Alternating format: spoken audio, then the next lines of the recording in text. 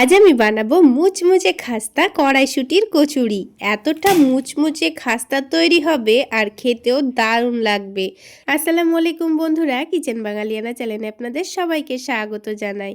আজকে খুবই সহজভাবে কড়াইশুঁটি দিয়ে মুচমুচে খাস্তা কড়াইশুঁটির কচুরি বানিয়ে দেখাবো। চলুন তাহলে সম্পূর্ণ রেসিপিটা দেখে নেওয়া যাক। আশা করছি আপনাদের অনেক ভালো লাগবে। প্রথমেই একটা বাটি মেপে 1 বাটি পরিমাণ ময়দা নিয়ে নিচ্ছি। আটা দিয়েও কচুরিগুলো বানানো যায়, কিন্তু ময়দা দিয়ে খেতে ভীষণ ভালো লাগে। এবারের মধ্যে অল্প একটু লবণ আর চিনি দিয়ে দিচ্ছি। এবারের মধ্যে দিয়ে দেব সামান্য পরিমাণ আজওয়াইন। হাতের মধ্যে একটু করে ঘষে নিয়ে দিয়ে দিয়েছি। তার সাথেই দিয়ে দেব ময়ানের জন্য তেল। আপনারা চাইলে তেলের পরিবর্তে ঘি দিয়েও ময়ান দিয়ে নিতে পারেন। তেল কিংবা ঘি যাই দেন না কেন, একটু বেশি পরিমাণে দিয়ে ময়ান দিয়ে নিতে হবে, তাহলে কচুরিগুলো কিন্তু দারুণ খাস্তা তৈরি হবে। এবারের মধ্যে সামান্য পরিমাণ ধনেপাতা কুচি দিয়ে ভালোভাবে ময়ান দিয়ে নিচ্ছি। তবে আপনাদের ধনেপাতা ভালো না লাগলে না দিলেও চলবে। এবার ময়দাটাকে ভালোভাবে মাখিয়ে নিয়েছি, যতক্ষণ না পর্যন্ত হাতের মধ্যে মুঠো করলে এরকম দলা পাকিয়ে যাচ্ছে। তারপর অল্প অল্প করে পানি দিয়ে একটা ডো মেখে নেব। তো ডোটাকে একটু টাইট করেই কিন্তু মেখে নিতে হবে, তাই বারে বারে সামান্য পরিমাণ পানি দিয়ে দিয়ে ডোটাকে মেখে নিতে হবে, কারণ ডোটা রেস্টে রাখার পর কিন্তু আরও অনেকটাই নরম হয়ে যাবে। তো ডোটা আমার মাখা হয়ে গেছে, এটাকে আমি ঢেকে রেস্টে রেখে দিচ্ছি। আর ততক্ষণে এইদিকে আমি একটা কড়াইশুঁটির পুর বানিয়ে দেখাবো।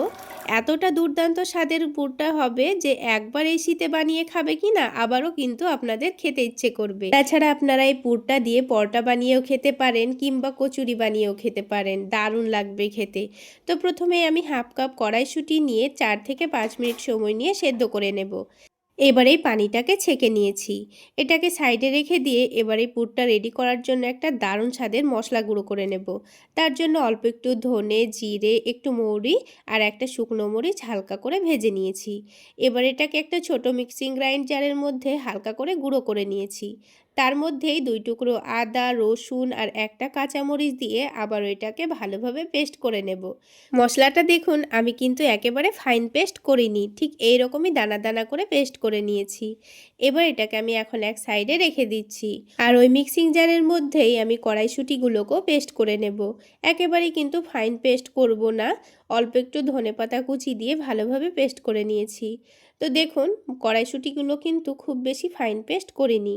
এবার এটাকে আমি একটা বাটির মধ্যে তুলে নিচ্ছি। এবার আমি রান্না করে নেব।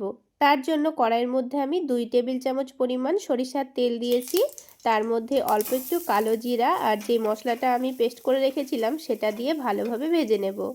এই মশলাটা পেস্ট করে নেওয়ার পর এবার এটাকে আমি লো আঁচে রেখে দিয়ে একটা টমেটো কেটে নিচ্ছি। এই টমেটোটা দেওয়ার কারণেই কিন্তু কড়াইশুঁটির পুরটা খেতে দুর্দান্ত লাগে। আর টমেটোটা দেখুন একটু কাঁচা টাইপের নিয়েছি, যেন এটা একটু টক টক হয় খেতে।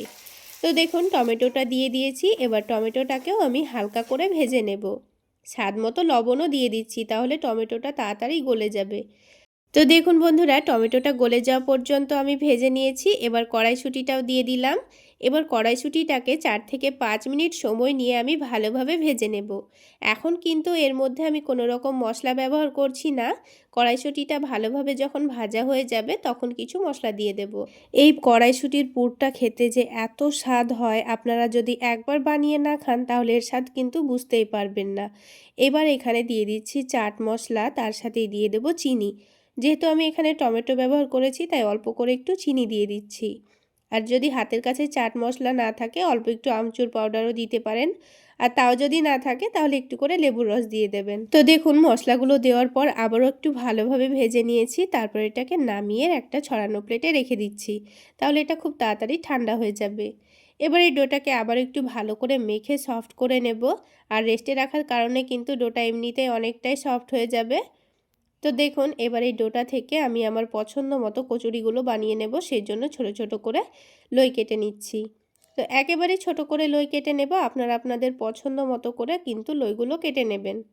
তো সবগুলো লই কেটে নেওয়ার পর এদিকে কিন্তু কড়াইশুঁটির পুরটাও ঠান্ডা হয়ে গেছে, আর এগুলো থেকেও কিন্তু বলগুলো আমি বানিয়ে নেব। তাহলে কচুরিগুলো তৈরি করতে খুবই সুবিধা হবে।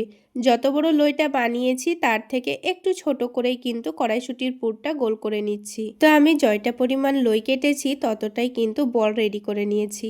এবার একটা করে লই নিয়ে হাতের তালুতে ভালোভাবে ঘুরিয়ে ঘুরিয়ে সফট করে গোল তৈরি করে নেব। তারপর এটাকে চ্যাপ্টা করে নিচ্ছি। তো চ্যাপ্টা করে একটু বড় করে নেব। এবার মধ্যেখানে এই কড়াইশুঁটির পুরটা রেখে দেব। তারপর খুব ভালোভাবে মুড়ে নিতে হবে। আপনাদের সুবিধা মতো করে এটাকে মুড়ে নেবেন। এবার ওপরটা একটু করে কেটে দিচ্ছি, কেটে বাদ দিয়ে দেব। তাহলে কিন্তু ভেতরের পুরটা বেরোনোর কোনো রকম ভয় থাকবে না। ভাজার সময়ও কিন্তু একটুও পুর ফেটে বাইরে বেরোবে না। তো দেখুন এটাকে এবার হাতের তালু দিয়ে চ্যাপ্টা করে একটু বড় করে নিয়েছি। আমি আজকের কচুরিগুলো একটু ছোট ছোট সাইজেরই বানাবো, তাই ছোট করেই কিন্তু কচুরিটা বানিয়ে নিয়েছি। ঠিক একইভাবে আমি সবগুলো কচুরি তৈরি করে নেব। তো আমি আপনাদের আরও একটা বানিয়ে দেখিয়ে দিচ্ছি। তাছাড়া এই কচুরিগুলো বানানোর জন্য কোনো রকম বেলাবেলির ঝামেলা নেই। খুব সহজে হাতের তালু দিয়ে ঝটপট কচুরিগুলো বানিয়ে নিতে পারবেন। বানানো যেমন সহজ, খেতেও কিন্তু অনেক বেশি মজার।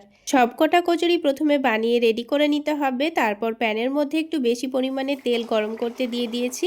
তেলটা আবার অতিরিক্ত গরম করে ফেলা যাবে না, তা না হলে কচুরির ওপরে কালার চলে আসবে আর ভেতরটা কিন্তু খুব বেশি কুক হবে না।